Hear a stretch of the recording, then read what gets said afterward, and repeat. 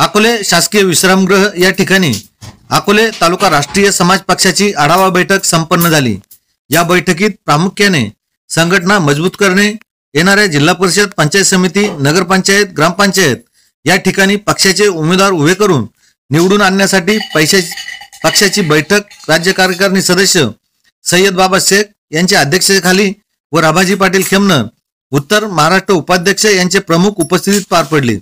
या बैठकीत अकोले तालुक्यातील 6 गट व 12 गणात उमेदवार उभे करून मोठ्या ताकदीने निवडून आणण्याचे जाहीर केले। सूत्रसंचालन जिल्हाध्यक्ष उत्तर भगवान करवर यांनी केले।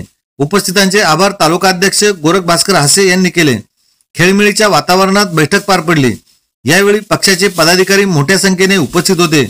यावेळी राज्य कार्यकारी सदस्य सय्यद बाबा शेख, राभाजी पाटील खेमनर, उत्तर महाराष्ट्र उपाध्यक्ष, जिल्हा अध्यक्ष भगवान करवर, तालुका अध्यक्ष गोरख हासे, संपर्क प्रमुख बाळासाहेब वागचौरे, अकोले तालुका युवक अध्यक्ष किरण वागचौरे, अकोले शहर अध्यक्ष राजमद ठावरे, अल्पसंख्याक तालुका अध्यक्ष अरबाज शेख, पक्षाचे पदाधिकारी मोठ्या संख्येने उपस्थित होते। राष्ट्रनायक महादेव जानकर साहेब यांच्या आदेशावरून राष्ट्रीय समाज पक्षाची कार्यकारिणीची जी बैठक आयोजित केलेली आहे कार्यकर्त्यांची, त्या बैठकीच्या दरम्यान आज या ठिकाणी अहिल्यानगर जिल्ह्याचे सर्वच कलावंत सुद्धा आवर्जून उपस्थित राहिले, त्याबद्दल मी प्रथमतः त्यांना सर्वांना धन्यवाद देतो। मित्रांनो, येणारा काळ हा निश्चितपणानं हा अतिशय खडतर आहे, परंतु आपल्यासारख्या कलावंताच्या काही ज्येष्ठ नागरिकांच्या विचार धोरणांना, विचाराच्या अधीन जे राज्यामध्ये देशामध्ये काम चालतं ते ह्या कलावंतांच्या भरोशावरच चालतं। कारण कलावंत हा असा असतो की याच्यापूर्वीसुद्धा महाराष्ट्रामध्ये छत्रपती शिवाजी महाराजांचं ज्या वेळेला राज्य होतं, तर त्यावेळेला ही कलावंत मंडळी, त्याच्यामध्ये उदाहरणार्थ वाघ्या मुरळी, गोंधळी, त्याच्यानंतर तुमचे भारूड करणारे, हे असे लोक जे असायचे, तर हे त्या गायनातून आणि त्यांच्या कलेतून असा एक जनतेमध्ये इशारा देऊन जात होते की त्या इशाऱ्यावर शत्रू कुठपर्यंत आलेला आहे, आपल्याला शत्रू आपल्यापासून किती अंतरावर आहे, किती हाकेच्या अंतरावर आहे, याचं एक ते आपल्याला ज्ञान देत होते।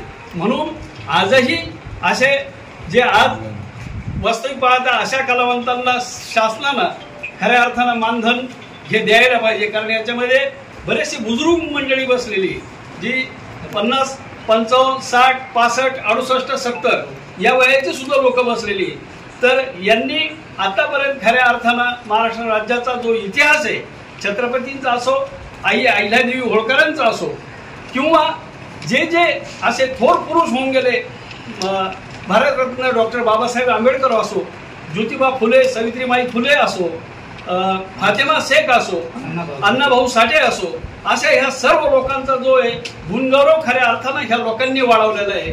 आणि ह्या लोकांच्या माध्यमातून राज्यामध्ये, देशामध्ये हे जी थोर विभूती झालेली आहे, यांचा नावाचा मोठ्या प्रमाणात उल्लेख झालेला आहे। तर येणारा काळ निश्चितपणानं ह्या कलावंतासाठी सुद्धा सुलभ आणि सुखदायक जावो अशी परमेश्वर चरणी मी प्रार्थना करतो। थांबतो। जय हिंद, जय भारत।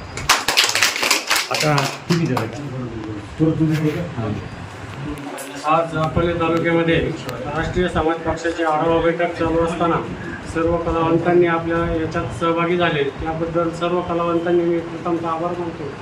आणि येणाऱ्या काळामध्ये कलावंतांना ज्या ज्या गोष्टींची काही समस्या निर्माण होईल, त्यासाठी आमच्या राष्ट्रीय समाज पक्षाचा पाठिंबा आपल्याला सहकार्य कायमस्वरूपी राहील ही तुम्हाला ग्वाही देतो।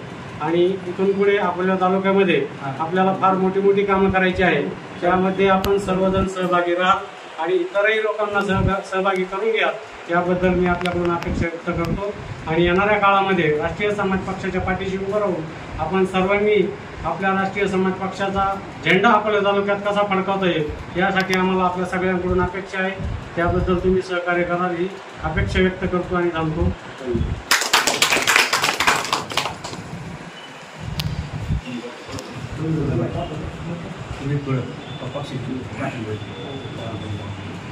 ते संबळ वादक त्यांचा फोटो चांगला आला पाहिजे बरं मित्र